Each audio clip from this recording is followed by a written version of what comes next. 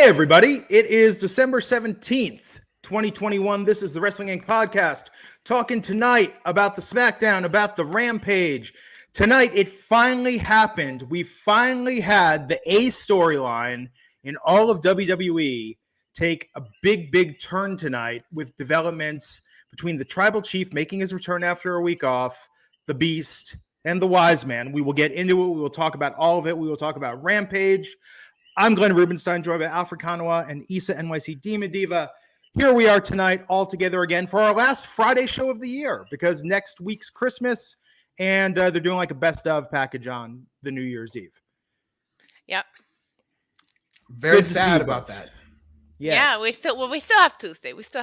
So, but this is our last Friday one.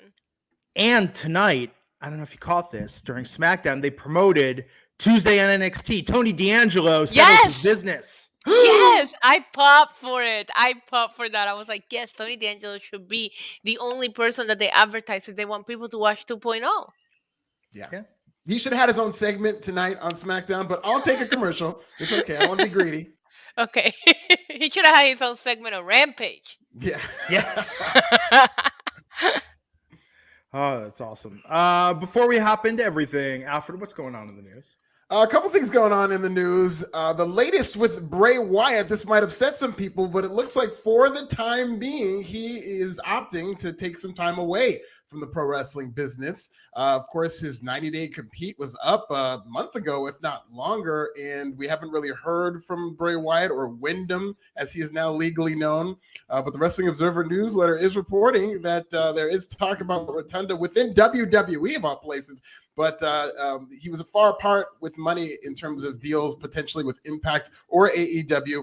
And he now has a Hollywood gig that he wants to focus attention on and not necessarily step back in WWE or anywhere else. So it looks like a lot of places are on the table for him to potentially return. But that doesn't seem like something that Wyndham wants to do right now. What do you think about this, Issa? I mean, he needs to make whatever decision is best for him. I think I remember talking to you guys about how much I would love to see him like be part of the horror industry in Hollywood. So I'm very happy that this is the route that he's taken. I'm personally not surprised that he will be in conversations with WWE or they will want him back. I think Bray Wyatt with him is very WWE-ish. I don't know that I can see him with his gimmicks in AEW or Impact and how they would treat it, how it would go. You know, to me, he just comes off very WWE. That's just my opinion. But he's going to do whatever is best for him. Maybe this Hollywood gig is really something that he always wanted to try. Why not do it now that he has all the time in the world? Yeah. And it's tough, for WWE because, I'm sure for them it's hard to say they're sorry. It's hard to make the things they did undone. It's a lesson they've learned all too well for sure. And so they're just asking them, don't hang up the phone now. Oh, Glenn. I think it's interesting that we're hearing WWE in the discussion in terms of them possibly bringing him back, because around this time we've seen WWE roll out a lot of Fiend merch, and I'm guessing that they've done pretty well because they've done it multiple times. I've been like a honey badger trying to get some information about how they've sold, but nobody wants to give it to me yet. But I'm sure they're doing pretty well, and I think WWE might have seen they're not going to bring it back for what he was making before. And they were saying that he's like a top 5 paid person, so he doesn't have to worry about money very much. But I do think that WWE would be open to bring him back, given how much merch this Fiend character has sold, right? Even long past him leaving. Yeah, I think before Roman Reigns coming back, he had to have been on WWE's top merch seller throughout that pandemic period with the Fiend character and even the Firefly Funhouse. I remember they were doing those boxes, remember, where they were putting the puppets and all that, and they were selling out in like minutes. So I know that Bray Wyatt is definitely a needle mover. Hey! Yes, we'll talk about needle movers tonight. It's going to be fun. Well, the next 2 stories we have are about Bryan Danielson, another needle mover, depending on who you talk to. But Bryan Danielson... What needle? The time clock? Oh! Shots I was fired. opening it up for you. Get that one out of the park. Thank you. Time clock mover Bryan Danielson is set to get a rematch against Hangman Adam Page, it looks like, from the words of AEW president Tony Khan. He said he's excited for what's coming next between Hangman Adam Page and Bryan Danielson. It's far from over, Khan said, and I'll tell you this, Bryan Danielson is still the number one contender. It's a rematch I'm very much excited to see. So AEW doesn't do very many rematches. We saw a draw with Bryan Danielson and Kenny Omega that did not amount to a rematch, but this time they're going full bore. I didn't get to talk to you guys about this, so I'll start with you, Glenn. What did you think about the time limit draw that went an hour this past Wednesday on Dynamite? And what do you think about a potential rematch and where that's going? I need to sneeze. Thank you.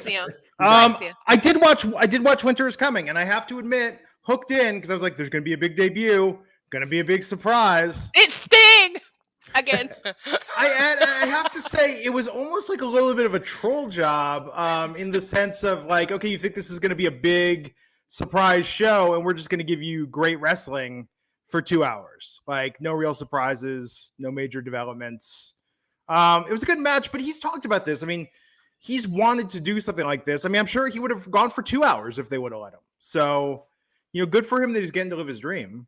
But I thought it was a good match, but and no finish. And we've talked about this. We've talked about the no finish ending. It's very frustrating in all aspects of life. A no finish ending, especially after 60 minutes of hard work. Yeah, I know about the 60 minutes. I would know about the no finish. I've never had an unhappy customer in my life. Are we sponsored by Blue Shoe tonight, or do we go into that, or use that code WINC? WINC. Listen, I thought that the in-ring storytelling perspective of this match was absolutely incredible, but there was. I nitpicked at it a lot, and it's probably because I watched it with my mom, who is a big wrestling fan, but she doesn't watch AEW. So hearing it come from somebody that hasn't seen it before completely made me nitpick, because I kept trying to sell her Adam Page because I know the story, right? I'm invested, and she's like, okay, well, he doesn't look like the world champion. Bryan looks like the world champion in this match. And I'm still trying to sell Adam Page the best that I can. And of course, at the end of the day, she's just telling me, she's like, neither one of them could get it done. Why did I just waste an hour? And I'm like, stop. It was good. I didn't like the finish. It gave me, I think, Alfred, you mentioned that kind of like the exploding barbed wire match, where it was an amazing match, but you just think of the finish. You cannot keep doing this with Bryan, right? Yeah. And if you don't want Bryan to lose, then don't book him in matches that he can't lose. The rematch, what are they going to do? I'm not even going to ask, because they will probably prove us wrong, because these are two incredible performers. But it's like, you just went for 60 minutes. What is it going to be? A squash? Like a complete opposite? I'm curious to see what direction they'll go in. Yeah, it's good that they've got people talking at least about this feud, but I agree. I think it was a disappointment and kind of a miscalculation with AEW to go an hour and then do a draw. I think that's their limit. The 30-minute draw is a different thing, and I think it was just played differently with them still fighting and people going crazy, and that was very exciting. But this hour-long draw, as much as I did like this match, and I must say that, you guys have already talked it up, and I completely agree that this was a very good match. But I think the fact that it was so good made it more frustrating when they went that hour-long draw. Yeah. Especially on a show like this, it had really nothing else, and it's supposed to be this made-for-TV special, so it really felt like I wasted my time. I mean, just think back to when you were a kid and those schoolyard talks of who would win, Batman or Superman, the Hulk versus Wolverine, Godzilla versus King Kong. Could you imagine as a child if someone would have been actually it would end in a draw because they're both equally powered and technically competent? Lame. We would have, that kid couldn't have sat with us at lunch. Be no, we need a winner. That's why you have these conversations and contests. Yes. Can you imagine if Endgame Avengers ended with everybody just all right, we're done, ceasefire. We're going to have a peace treaty. Nobody wins, nobody loses. And half of the world stays or whatever. Yeah, no, I agree with you, Glenn. I feel that way. And it was just, I don't know. I just didn't like it. And I thought for Hangman Page, first title defense, it didn't really do a lot of favors for him. You keep Bryan protected, but I don't know, what does that do for your world champion right now? And we've talked about this. I think it's a little like music sometimes, where you can be the most gifted musician, have the most prowess, do things that are just insane and so technically proficient. Like, people think you're just born with a gift from God. But if the song doesn't have a hook and you can't get down to it, there's something that's missing in the connection. And I just Did felt somebody say Hook? Yeah, you better be There you careful. go. They might send him.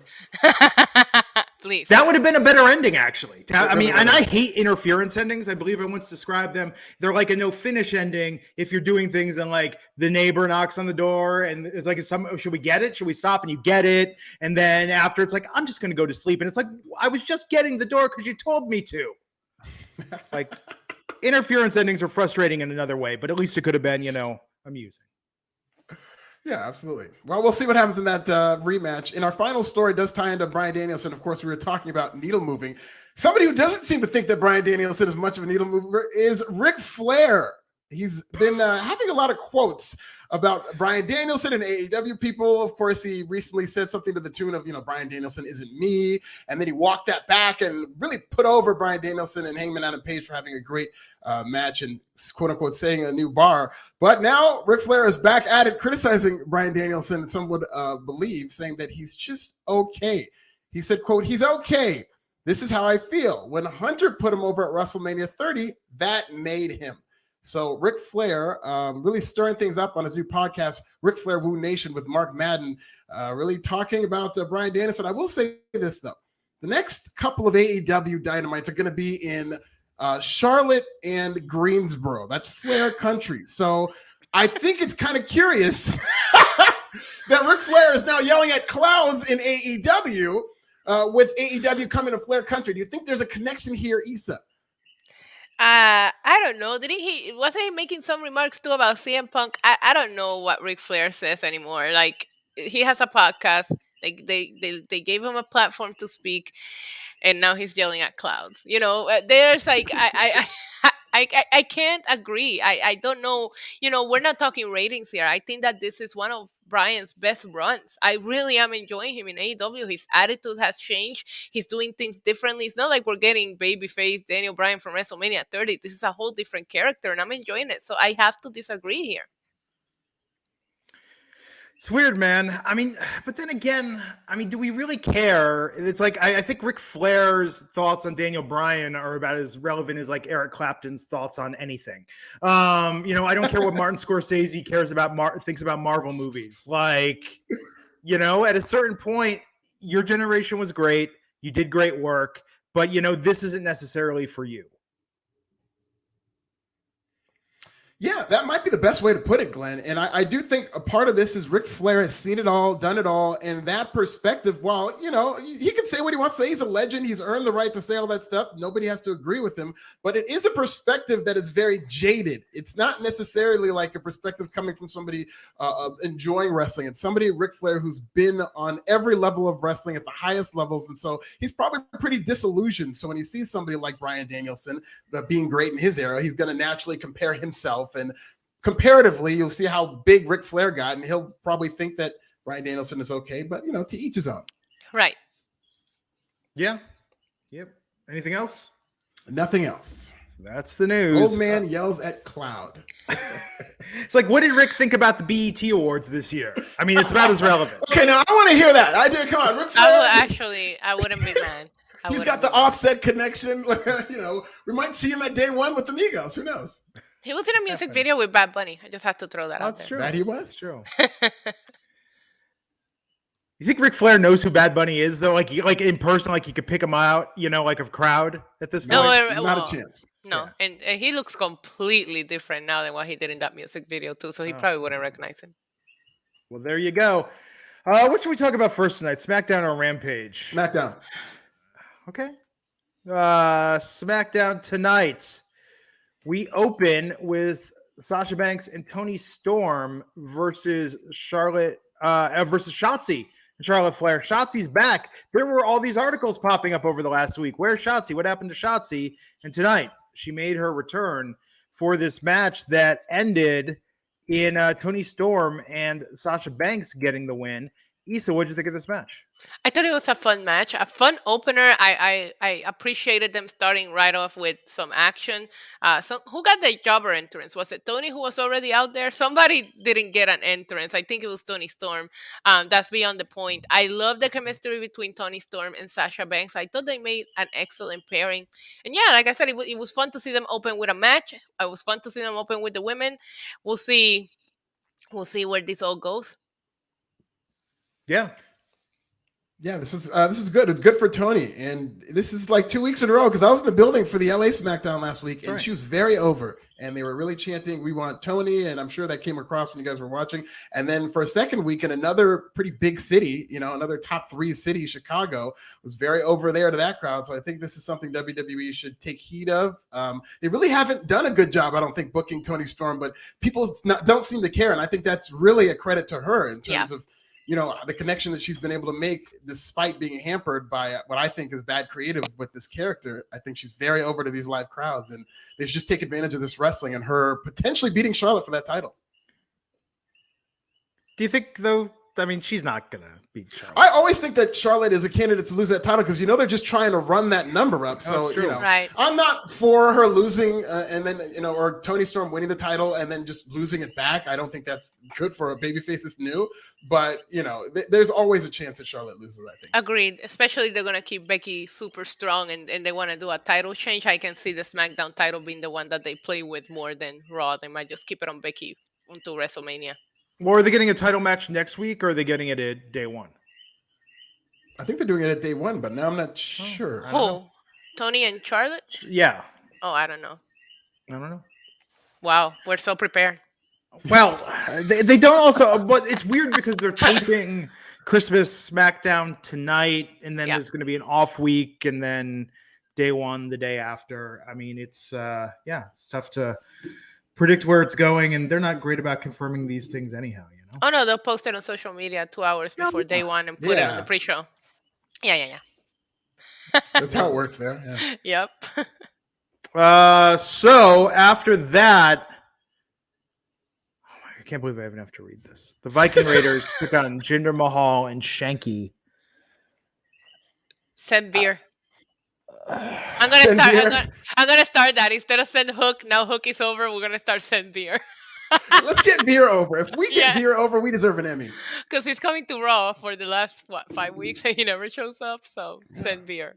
Yeah, the Viking rating. Like I forget how great they are until you see them wrestle. I actually thought this was a fun match. I thought they got a couple of really good spots and it was fun to see them. And then I start reminiscing of their day on NXT's, and he's like, how did we go from War Machine to this? Like, it just feels so different.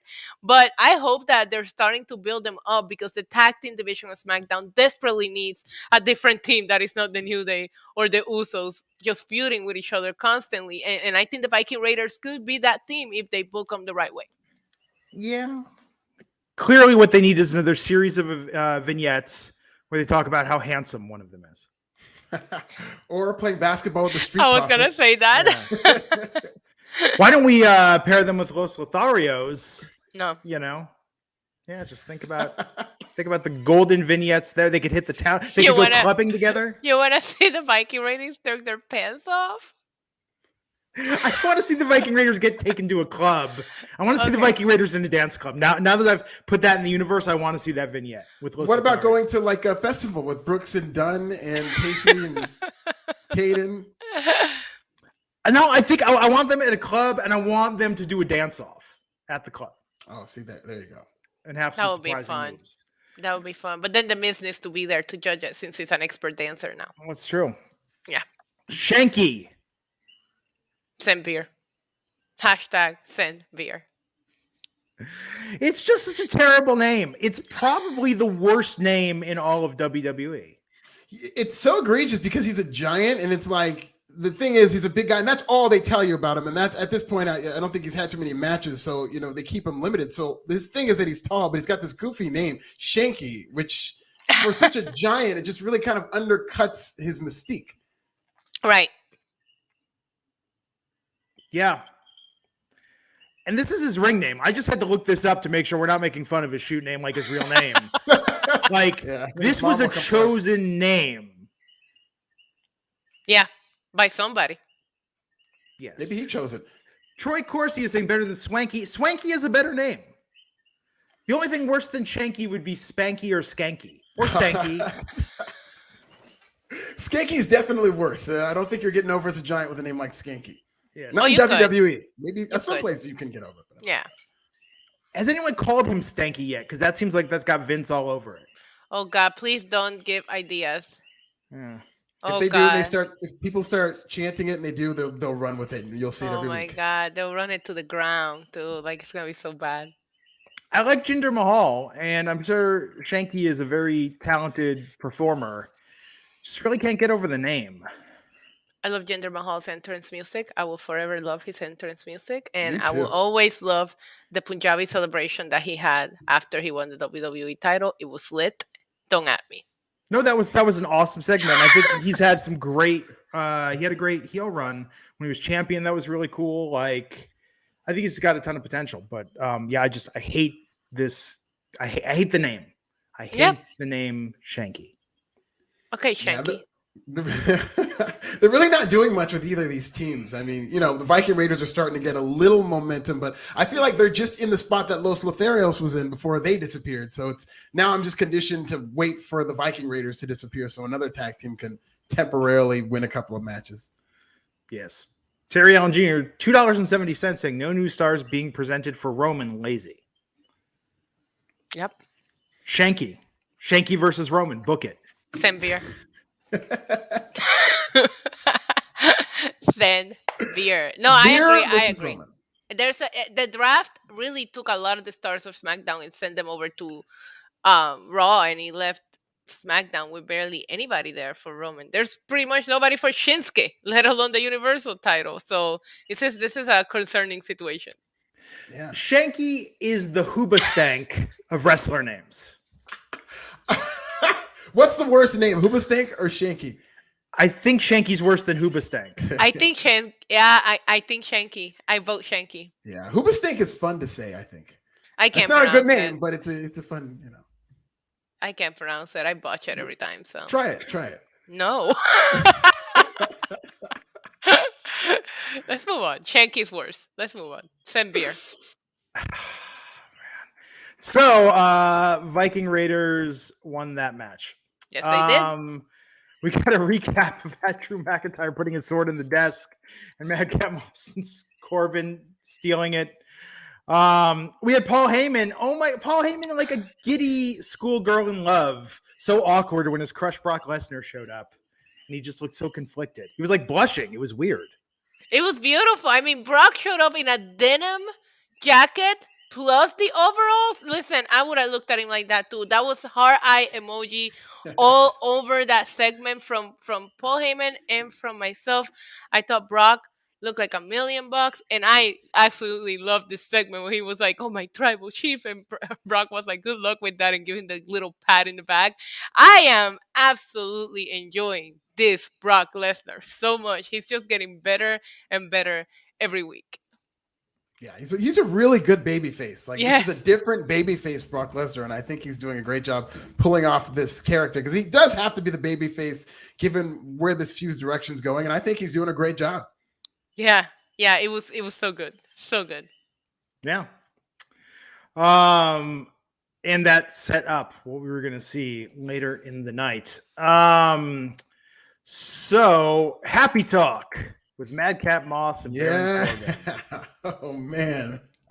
Adam Pearce's desk in the middle of the ring. They could not pull the sword from the proverbial stone. We got Moss dropping hilarious jokes. Were they? No. Okay. No, they were not. I don't want to lie to our audience, And again, it wasn't anti-comedy. It wasn't like so funny or abstract. It was funny. Like, no, this was just not funny. Not at all.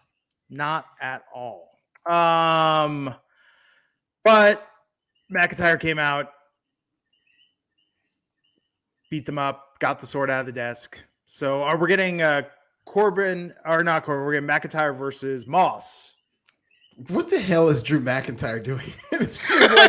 We heard from Terry Allen. He's talking about like new star. What about Drew McIntyre and Roman Reigns if there's nothing else for him to do? Because, I mean, Drew McIntyre, mind you, began the year as WWE champion.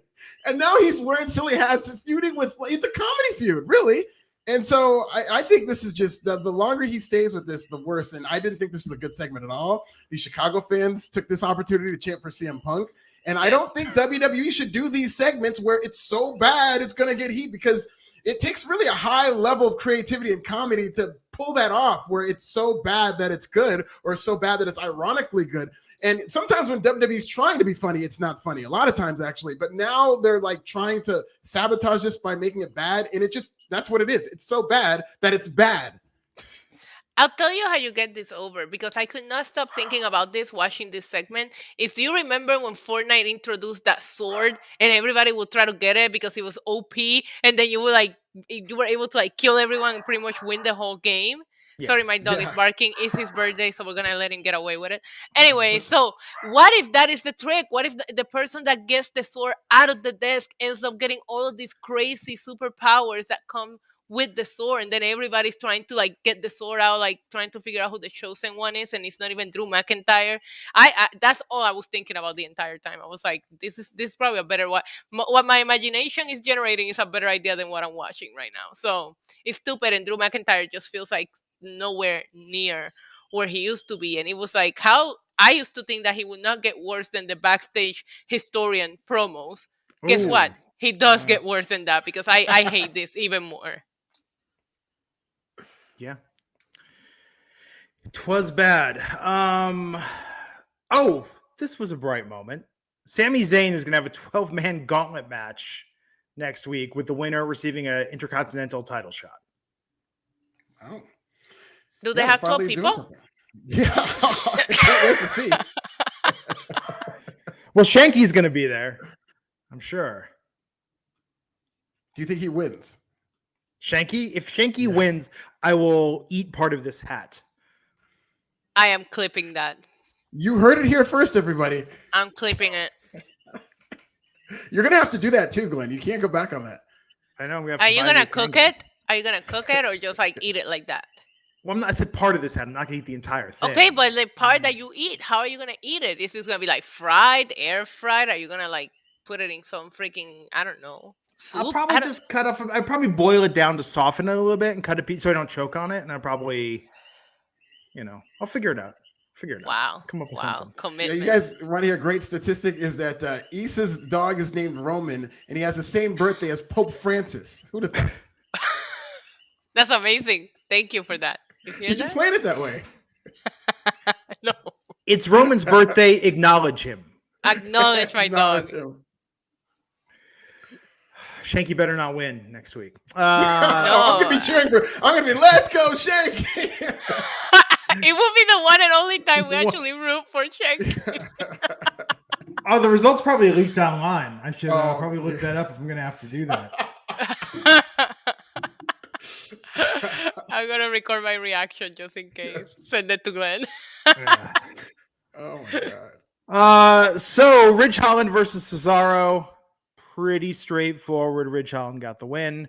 Is it pretty straightforward? Why is Cesaro losing to Ridge Holland when he was just in the Universal title picture? Ridge Holland is getting that like weird mystery, like Austin Theory push, where I'm not sure why. It's like they say we have to push young talent, but it doesn't feel earned. I mean, he's been there. Ridge Holland's put in the time. Don't get me wrong, but I don't feel like this has been an organic getting over, like showing his skills, working his way up. I feel like they just were like, Ridge Holland's a thing. And he's, Cesaro's on the losing end of that. Yeah, and I mean, I guess he's a new talent come up from NXT, so I shouldn't be complaining that he's winning, but it just doesn't make sense that you're having him win against Cesaro. Like, Cesaro, I don't know. Everybody that Roman has feuded against, it hasn't helped them afterwards. Yeah. We see some of them so much further out of the goddamn company. Alfred. I think Ridge Holland is miscast in this role as like pretty much Mickey James to Sheamus, where he's like this starry-eyed fan of Sheamus, and they're really doing a lot of the comparisons, kind of like what they're doing with Paul Heyman, Brock, and Roman, where it's like they're lovers, and like Cesaro's the ex, and Sheamus is here with this new bae, Ridge Holland, and I just don't think it fits what Ridge Holland could do, because he's kind of like a Brock Lesnar prototype, where he could. Wow, I really now want to see a video package of all of them, but with the NSYNC song, "It Makes Me Ill" playing in the background. That would be beautiful. The beat on that song is perhaps the best beat on No Strings Attached. That song is so underrated. It's one of my favorite NSYNC songs, and I can't believe that it wasn't even a single. I know. That and Space Cowboy. Yeah, Oh, Space Cowboy. Oh, was missing such a later. legend. And Digital Get Down, which I was listening to it the other Yes. day, and I'm like, God, the world has changed. Like the way that they're talking about how they're gonna do this digital nasty stuff, and I'm like, wow, this is not how we do things anymore. This song did not age well. I love that record.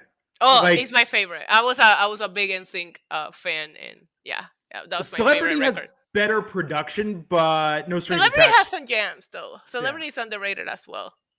Yes. Oh man, I gotta listen to the extended mix of Pop again with the beatbox breakdown cut up at the end No. by BT. Weren't you the one telling me that Justin Timberlake did like post edits? It wasn't really all him. BT did the post edit. So Justin Timberlake Yeah. just like beatbox for like 5 minutes straight, and then BT cut it up. BT has a trademark like stutter step that he does with drums, and he did it with the beatboxing. Because that's what you're hearing is like the pans of that like just cut up. I think Justin Timberlake described it. It's like you looked at the timeline and you saw like hundreds of little snippets of WAV files because he did it manually. There wasn't a plugin for this. He like manually cut up the entire thing. It's pretty sick. Yeah. Naomi versus Sonia Deville. No. Seems Not like it's really. going to happen. We're getting Shayna Baszler, but Naomi beat Shayna Baszler. She did. She did. And I love the promo that she cut before Sonia sent Shayna Baszler out there. I thought this was great. Naomi is really looking good. I just really need this story to have a payoff. As long as we get a payoff, I will fully be behind this. But I'm just starting to worry we're not going to get the payoff. Like, how long is it going to take? I don't even know if they're going to save it for day one now because, like you said, they're pre-taping. So I'm not too sure that they're going to give us 2 SmackDown women matches at day one. And I don't want this on the pre-show. I for sure do not want this on the pre-show. So I'm concerned about when are we getting the payoff because we need it. Otherwise, this is going to be a mess. I think it has to happen at day one. You think so? Right. You can't keep. Yeah, I think so as well. I was talking about this last Friday when you were both out. I was saying I would like an entire episode of SmackDown where Naomi just alternates between beating the crap out of Sonya and like yelling at her. Like just 2 hours. Commercial free. Amazing. Start to finish. And I was saying with Sonya Deville, I watched, and it's weird to think about this. Like I watched a couple weeks ago that movie I Care a Lot with Rosamund Pike. I want to see worse things happen to Sonya Deville than I wanted to see happen to Rosamund Pike in that movie. You know, I'm with you. When she was like, when I'm wearing this suit, I was like, don't they all stay in the same hotel? Why doesn't she just break into her room in the middle of the night and be like, you're not wearing the suit now, and just beat her up? Like, and then like show that on like WWE.com exclusive. On site. Yes. Or follow her to the gym or something, or when she's getting her coffee when she doesn't have the suit on, it's game on.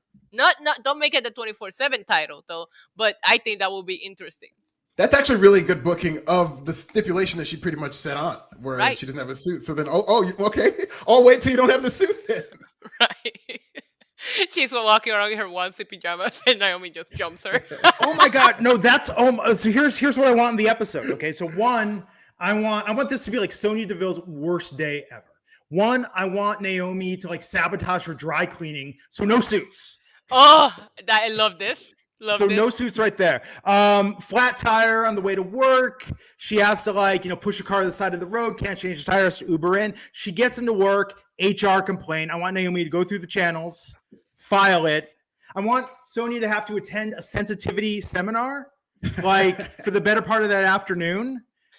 And then I want this terrible day to culminate in a match against Naomi where Naomi just like, this isn't a squash match. I want Naomi like a full hour long. I want longer than Bryan Hangman where Naomi just like whoops her around the ring. What about like what Booker T and Austin did where Naomi would be playing the role of Austin, like in the grocery store where he's just beating the hell out of him and talking trash to Sonya Deville for an hour or so. I love that. And even then, still not enough. And then I want to lose where she maybe, gets kayfabe fired. Yeah. And then shows up to AEW kayfabe though. Oh, no, or she gets put back on the roster and Naomi gets made the general manager. We've lost control. I'm saying there's an arc here that we could do over one evening. And I think it might not be the highest rated SmackDown ever, but I think it would be the most satisfying episode. Oh, yeah. Oh, 1000%. Yes. Absolutely. SmackDown Tag Team Champions, the Usos took on the New Day in a non-title match tonight. Now, they are facing each other, I believe, for the titles at day one. So why not have a non-title match tonight on free TV and let New Day get a win, bringing into question, will they win at the pay-per-view with the titles on the No. Yeah, these teams have, I mean, they've had so many matches together, and some of which are some of my favorites. But I mean, the fact that they are already going to have that match and then they're having this match again, it was just so hard for this crowd to get into it because I think they've seen this too many times and they know they're going to see it again with stakes. So it's just, I think they're really over. After they have this match at day one, they should really keep it separate for like a year or so before they run that back. Yeah, that's what I said earlier. I love their matches. I love their chemistry in the ring, but it's too much, and you could have done something different here or booked a different match, because it just makes you not get invested into this, and you're not going to be invested at day one because we just seen it so many times, and I hate to criticize it because they always give it their all, especially on pay-per-view, but you have to keep them apart for a little bit, and that was my first feeling when they got drafted to the same brand. I'm like, we're gonna get the Usos and the New Day for the next year until the next brand, like the next draft happens, and it looks like we're going in that direction. And you don't hear about the other tag teams in SmackDown, where Raw, I feel like, is doing a little bit of a better job at building other tag teams at the moment for RK Bro. In SmackDown, it's just New Day and the Usos, and the Usos don't even feel like the tag team champions. They just feel like Roman's backup.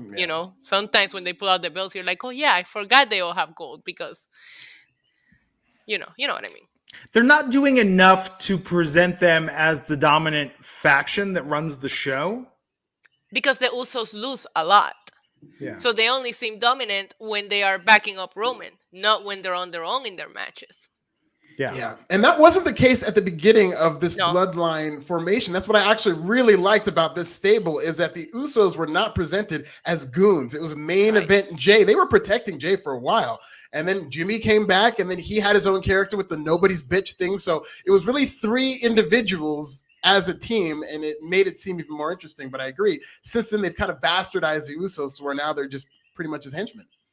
Yeah, even in 3-man matches or at the house shows, the Usos are taking the losses here. The Usos lose a lot. So and we'll get into the main event segment because Roman mentioned how much he despises when they lose, and I'm like, well, you must despise them a lot because Yeah, so let's talk about this main event tonight. And they did set Tony Storm versus Charlotte. Will be on next week's Christmas Eve episode. Already been taped. I don't need to look at a spoiler. I'm pretty sure how that match worked out. But we had Roman Reigns come out with the Usos, and yeah, he berated them for losing. As he should. Yeah, right after a loss, too. Talk about salt in the wound. And then said there was family, though, and they can get through anything because they're blood, but then turned to Paul Heyman and said, you are not blood. Like, this got dark real quick. And he was interrogating him and questioning him. And then the big line was that Roman said, why are you protecting Brock Lesnar from me? And then Paul Heyman's retort was, I'm protecting you from him. And then they started beating up Paul Heyman. Right. Steel chair and everything. Yes. I think Paul Heyman, when all is said and done, is going to be Team Roman. I think this is all an elaborate ruse. I think it's too early for this to pay off. Just saved his butt. Beastie just saved him. Brock doesn't need to come out there and save him, and he saved him. I think he's gonna be Team Brock. Roman don't need him. Because I could see that, but then if we're doing this angle on like a SmackDown, they still got day one. They're probably gonna have a match at WrestleMania. I think there needs to be another twist or another angle to the story. And I just don't see Paul Heyman switching to Brock, and then that's it. Then we're done with this. He's not switching to Brock. He switched to Roman. You see my point? He's always been loyal to Brock. Right, is what you're saying. Right. So, okay, I love this segment. I felt so sad for Paul Heyman. I felt so torn. I feel like I'm the Paul Heyman in this feud because you guys know how much I love Brock and how much I love Roman, and I just want to protect them both, but I can't pick a side. I understand where you're coming from, Paul Heyman.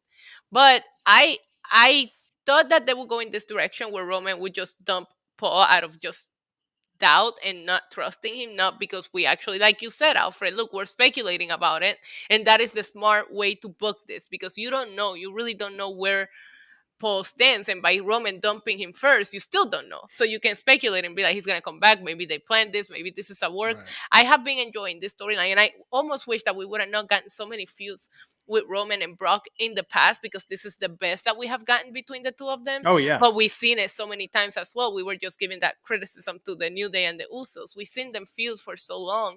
This is the best out of, if you gotta go Roman and Brock 1, 2, 3, 4, I would say this is probably the best and the most invested that I've been. Yeah. The pop for Roman was Brock when he super came over. out. Yeah. Brock too, but Roman too. Roman, like when he walked out of that limo, they went crazy for in Chicago. And Chicago's one of those hardened cities. That was one of the cities that used to boo him the most out of anybody. But they were going nuts for Roman. And if we ever eventually get a perfectly booked babyface turn for Roman that mentioned the city, acknowledge me, it's going to be so over. It's going to be one of those wrestling catchphrases that we'll forever remember. I really believe that, because it's already over and he's a heel right now. Imagine if he's doing it as a babyface. Oh yeah. As soon as he mentions the city name, people go crazy and they're acknowledging him. Nobody's booing at that point, which is awesome for him. So we're getting Brock and Roman though at day one. Yes, we are. Yeah, that's right. Hard to keep straight. It'll be interesting. I don't know. I think the title matches at day one look very good. Both of them. Saturday pay-per-view. It'll be exciting. Yeah, they've been building up this card. They're definitely trying. So we'll see. I think it's going to be a good wrestling card. Yes. No, absolutely. And that's 2 weeks from tomorrow. Oh, 2 weeks from tomorrow. It is 2022. How did that happen? Where'd the time go? Unbelievable. Well, I thought we were back on March 2020. Yes. Well, we might be. Omicron might run that back. Yo, Marion. I saw a meme, and it was the meme of Sting taking the mask on to reveal the other mask, And it was like December 2021 revealing itself as March 2020, and I laughed way more than I should have. No, that's good. That's good. That Sting meme never gets old. Yeah, absolutely. So let's move over to Rampage tonight. Man, nothing says a show like a bunch of multi-man tag matches. Yeah. We got two. Tony Khan, don't be a coward. Instead of giving us an 8-man and a 10-man, let's just have one 18-man tag match. Yes. But twice as long. Have them all in the ring at the same time, too. Tornado 18 tag match. He was too busy tweeting Fox News to really book this show. We should have talked about that in the road. That was a late-breaking story, but I love the style of what he did, because he kept saying the same thing, but then he just kept tweeting it over and over. And then he kept adding them multiple times in the same tweet. I was like, oh my God, I just want to be sitting there watching him go.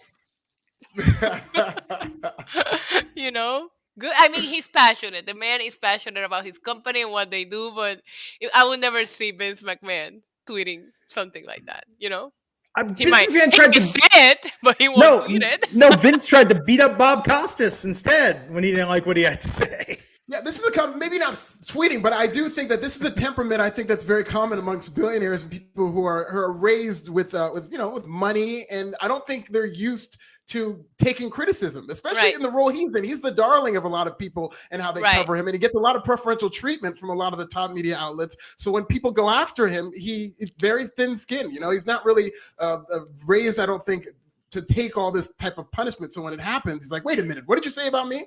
Right. But it's just like, okay, you're tweeting at Fox News. Of course, I will think a lot of people are going to take wrestling over watching Fox News on Wednesdays at 9 p.m., I don't know. WWE NXT's demographics probably pretty close to the Fox Nation at this point, Anyways, I don't know how we ended up here, but it was just it's all good. So we had the Young Bucks, Adam Cole and Bobby Fish with Brandon Cutler versus the Best Friends, Trunk. Trunk is a good wrestling name. Why don't we have someone named Trunk? Said Trunk. Oh my God, Trunk. I'm putting that up there, man. That is a good, solid wrestling name. It is. Trent, Chuck, Taylor, Orange Cassidy, and Rocky Romero with Wheeler Yuta. And fun match. Orange Cassidy kissed Adam Cole at one point. Alfred, what did you think of this? I thought this was a very good match. I thought Orange Cassidy looked like a superstar in this match, but I really did like how they worked the match. I mean, again, the whole 8-man thing, it's hard to get into because it's such a prototypical match that they would do just to kind of showcase people. There's no stakes involved, so you're just kind of watching a bunch of wrestling. But I thought it was fun. It was funny that they did the Young Bucks Adam Cole thing where they got pulled out, and they had a couple of fun spots in this match.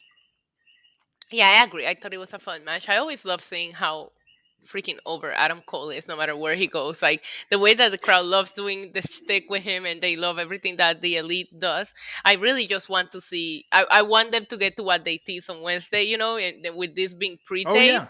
I feel like it takes you a little bit off of the storyline because they tease that big gift on Wednesday, and then you're seeing them wrestle and not mention it. That's the thing that I'm nitpicking at Rampage being pre-tape, right? But this match was fun, and I actually, as somebody that I'm not big on Orange Cassidy, I thought he shined in this match. If I had to think of who was the person that stuck out the most to me in a match where you have the Young Bucks and Adam Cole, it was Orange Cassidy, and that's a big deal.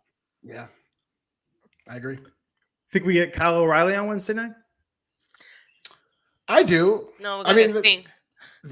You know, we should get the fake Sting. I want to see Jeff Farmer on Wednesday night. Yes. Listen, they didn't need to turn the lights off, okay? I know we're not talking about it, but I'm gonna say it. The lights did not need to go off unless it was Malachi Black. You were doing too much. You were doing too much, and that's all I'm gonna say, okay? It is a bit of a troll move. It's a troll move. It is. 1000%. Yeah. So the Best Friends of Rocky Romero got the win here, and then see, like I feel bad because people are like, dude, you're just shitting all over AEW, but Dan Lambert, that's the best thing you could put on tonight. Dan Lambert addressing the crowd. I like Scorpio Sky, but Alfred, prove me wrong. Why was this segment good aside from Cody showing up and all that? Well, I mean, that makes it good. Yeah. Yeah, this is actually bringing Cody down. Like, this is making Cody less cool. This is making Sammy less cool. I do like Dan Lambert. I like Really? the character. I love his promos. I think he's very passionate in how he delivers them. He does a great job in terms of getting heat with these fans. And he had more heat than pretty much anybody on the show. Like, there aren't very many characters like a Dan Lambert who is in the vein of an MJF where they get like actual heat where people are booing them. And with Dan Lambert, it does not feel as much like they're doing it as part of the act because he's hitting the right notes in terms of how he's making fun of wrestling fans. But he has gone to that well a lot. So I think the promos are getting a little repetitive. And I thought that this was very weird for Cody to come. I did not expect Cody. I just thought it was funny that he's just burying the Jaguars, he's burying all this stuff. Yeah. But when he goes after Rose to the top, now those are fighting words. You don't talk about my reality show, brother. I feel like Dan Lambert, actually MJF is cool. Dan Lambert to me comes across like your angry high school football coach who wants to rant about his ex-wife, like his minor league career that didn't pan out. And what's wrong with you kids today? You're too soft. Yeah, that's what. I find myself hanging on to every word that MJF says. Where with Lambert, I'm just angry every time he speaks. So like it's two different kinds of heat when I'm watching them, but it's not go away heat in my opinion. It's just they're just playing a heel in different versions of it. Yeah. But I mean, I don't know. I just can't get into it. I just can't get into it. Yeah. We got a Dustin Rhodes sighting. That was fun. Yeah. So after this segment, we got a nice package for the TBS Women's Championship, the Final Four. Yeah, what happened to that? It's been like 2 weeks, 3. I guess this was always a plan, but it's just weird for a tournament to go to the semifinals, and it's like, we'll see you in a couple of weeks, everybody. Is it? Because now we're gonna get a tournament that's going to go all the way to Double or Nothing. So don't be shocked if we are seeing tournament matches for the next 6 freaking months. Well, the TBS finals are when they're on TBS, right? That's when we get the final match. Yeah, January 5th. Yeah. Right? So hopefully soon. 2.5 weeks away. Okay. Ty Conti versus Penelope Ford in a submission match. This is where they get a bad rap because this match barely was a match. Ty got the win, but it's I don't understand why if you're gonna have one women's match on the show, it's this abrupt. Right, but it was still pretty good. I thought Ty Conti looked great, and I like seeing her on TV just because it seems to be like we were just talking about Roman having that issue that's happening with Britt Baker too, where she gets this #1 contenders, they get their world title shot, and then they're nowhere to be seen. I like seeing Ty still, somewhere on TV. But with that being said, this Ty and Anna Jay versus Penelope and the Bunny is being so overdone, especially on Rampage. I feel like it's the only women that we see featured on Rampage, and it just needs to change. They just need to mix it up a little bit. Yeah, and I did like the number of unique submissions that they used, because there was a couple of things that I don't think I've ever seen in terms of submission wise. So they are very creative with what they did there. So this was fine. It was a change of pace, because this is a submission match. You don't see that too much, and so they were grappling a lot. And I don't think it was perfect, but I thought it was fine. Mm-hmm. Put that on the poster. Put that on the promo. That's how you sell tickets. That was fine. It wasn't was perfect, fine. but it was fine.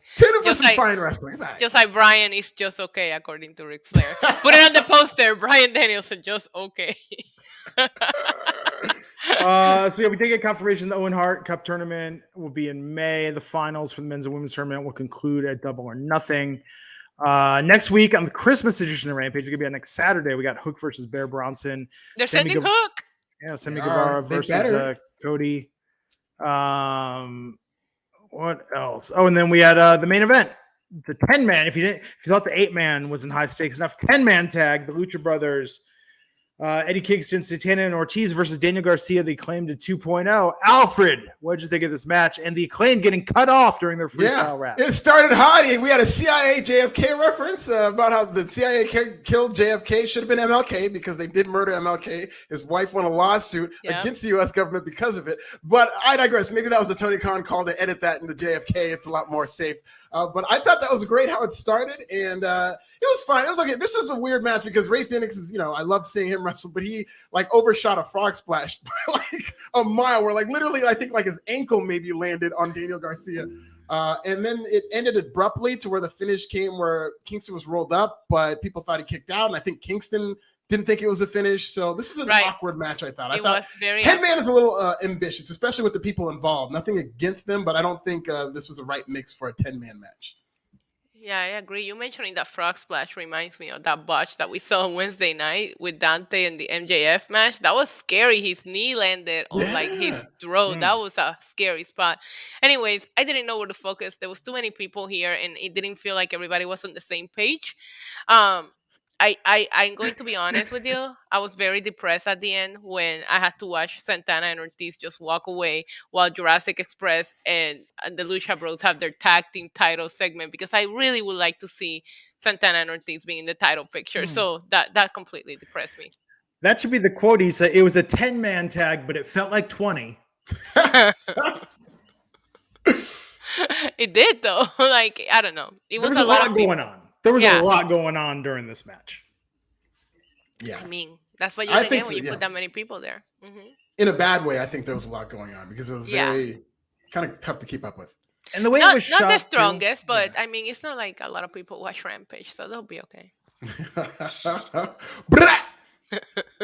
Gonna get those fast nationals from Vince tomorrow. It's gonna be one of those from the streets, not from Vince. Come on, Glenn. Glenn, please. I don't know what this Vince is talking about. I have no idea. Vicente. Vince McMahon strikes me as one of those guys that loves to tell you and brag that he's from the streets. Yeah, the Vince we're talking about is Vince Staples. He's from the streets, and that's where the fast nationals 1000%. Yeah, if you're from the streets, you don't brag about it. You just know. You just know. Yeah. Daniel Garcia, they claimed 2.01. Jurassic Express came in and saved Eddie Kingston after, took care of the heels. They're the #1 contenders. I think that'll be a good match. And mind you, I know Jungle Boy is the golden boy that they're pushing, but whenever they're in there with Luchasaurus is always the one that these fans chant for. I think they need to do more with Luchasaurus. I think he's just so different from a lot of what they have, and I think he's really good. I mean, he's not the greatest wrestler, especially when you look at the standard of AEW, what they set, but he's not bad by any means, and I think he has a lot of star power for just what that is. Put that on the poster. Not a great wrestler. Okay, that's just about wrestling, though. He's not a great wrestler, but he's not bad, but he has what counts, and that's the charisma and star power, and he was on Big Brother, and I think that should help you in any situation. Yes, because, we love Big Brother, but we need to do a podcast where we try to just be positive. Like we should try it one night where we just try to be positive, because this it's just okay. We sound like Ric Flair. Yeah, Tony Khan isn't smart, but he's not an idiot.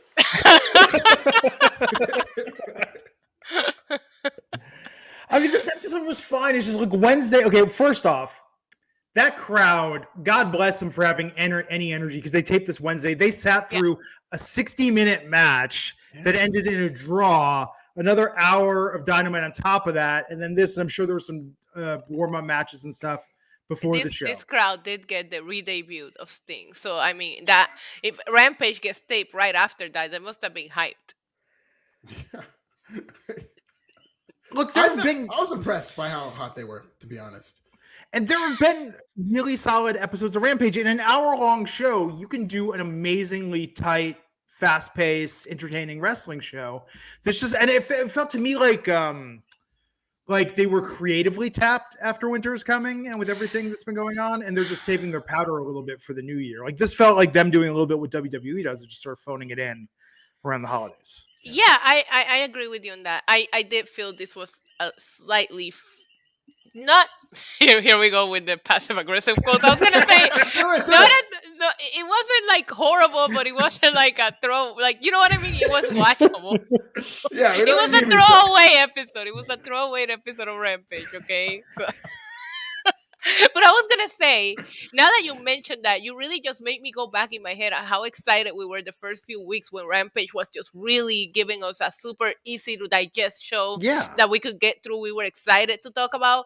I don't think it's felt that way, at least for me, in a couple of weeks. And maybe they'll pick it back up right now. I think they're trying to kind of like situate themselves. They're going to TBS and this and that, but it doesn't feel the way that it felt back on the beginning. And I mean, we did get Adam Cole. There was a bunch of names here today, but remember, we were getting a CM Punk match on Rampage. We were getting Bryan. We were getting Bryan on Rampage. Where now it feels like the star power of Rampage has slightly gone down.